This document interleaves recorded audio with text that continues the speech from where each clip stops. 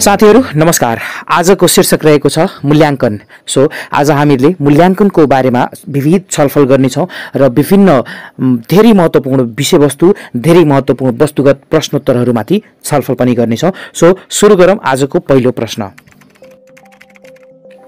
प्रश्न नम्बर 1, कुनै पनि प्रक्रियाको मूल्य निर्धारण गर्ने प्रक्रियालाई मूल्याङ्कन भनिन्छ। यो भनाइ कसको हो? यस प्रश्नको सही जवाफ हो गुडको डिक्सनरी, अर्थात् यो भनाइ गुडको डिक्सनरीबाट लिएको हो। प्रश्न नम्बर 2, मूल्याङ्कन निर्णय गर्नलाई सूचना प्रदान गर्ने विज्ञान हो। यो भनाइ कसको हो? यसको सही जवाफ हो स्टफल बीम, अर्थात् यो भनाइ स्टफल बीमको हो।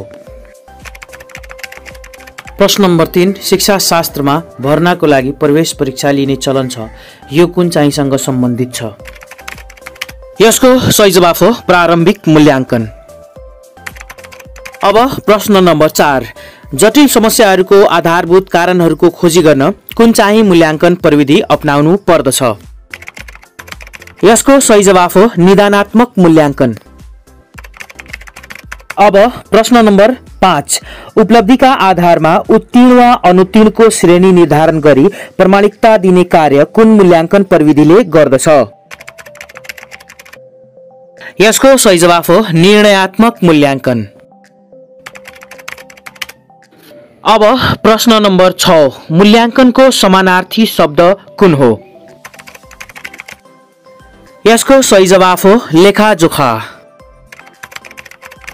अब प्रश्न नम्बर 7, मूल्याङ्कनको शाब्दिक अर्थ तलका मध्ये कुन हो? यसको सही जवाफ हो विद्यार्थीको उपलब्धिको लेखाजोखा गर्नु। अब प्रश्न नम्बर 8, निर्माणात्मक मूल्याङ्कन प्रक्रियामा तलको मध्ये कुन पर्दैन? यसको सही जवाफ हो कक्षामा प्रश्नोत्तर गर्नु।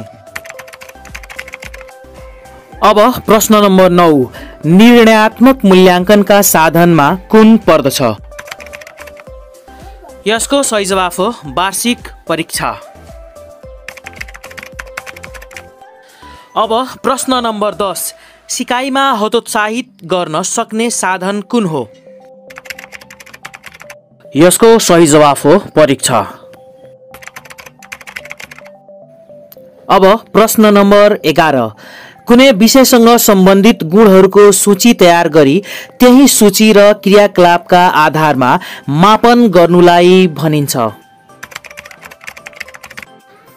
यस प्रश्नको सही जवाफ हो संख्यात्मक श्रेणी मापन।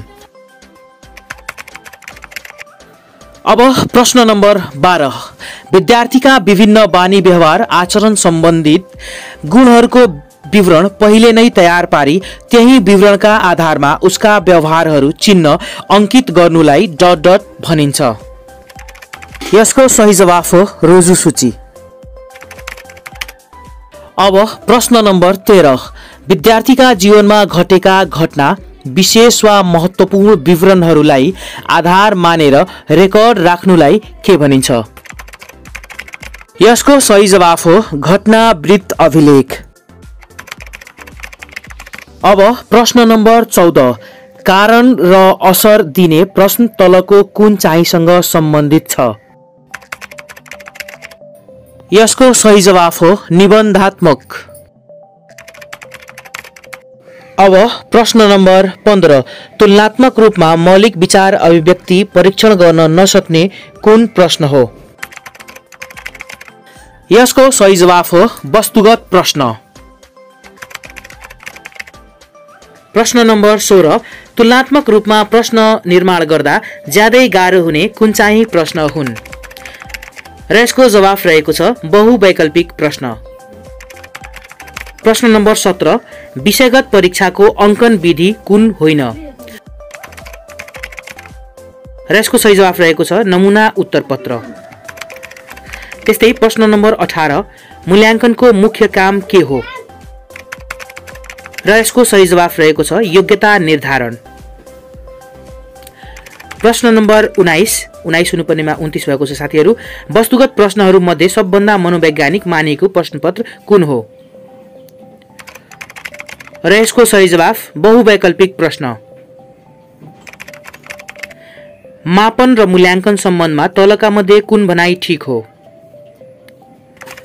सही जवाफ मापनले अङ्कन गर्दछ र मूल्याङ्कनले मूल्य निर्धारण गर्दछ। प्रश्न लिखित परीक्षा किन आवश्यक छ? जवाफ विद्यार्थीको अभिव्यक्ति मूल्याङ्कन गर्न। प्रश्न नम्बर 22 मौखिक परीक्षाको व्यवस्थित विकास कुन देशबाट भएको हो? र यसको सही जवाफ अमेरिका। प्रश्न नम्बर 23 निर्णयात्मक मूल्याङ्कन तलका मध्ये कुन हो? र यसको सही जवाफ वार्षिक परीक्षा। प्रश्न नम्बर 24 निर्माणात्मक मूल्याङ्कनको उद्देश्य के हो? सही जवाफ विद्यार्थीको कमी कमजोरी पत्ता लगाई सुधार ल्याउनु। प्रश्न नम्बर 25 विषयगत विविधता कायम गर्ने सबैभन्दा उपयुक्त उपाय कुन हो? र यसको सही जवाफ प्रतिनिधिक परीक्षण निर्माण। साथीहरू यो सेसन कस्तो लाग्यो? आफ्नो सल्लाह सुझाव प्रतिक्रिया अवश्य दिनुहोला र यो च्यानललाई सब्स्क्राइब गरी र बेल आइकन पनि थिची यस परिवारमा सामेल हुनुहोला ताकि हाम्रा हरेक सेसनका सबै भिडियोहरू तपाईँ समक्ष सजिलै पुग्न सकुन्। हामीले तपाईको तयारीलाई गुणस्तरीय बनाउने जमर्को गरेका छौं र तपाईको जिज्ञासा र प्रश्नलाई हामीले नेक्स्ट सेसनमा समावेश पनि गर्नेछौं। नेक्स्ट सेसनमा फेरि भेट हुने नै छ। अहिलेको लागि धन्यवाद।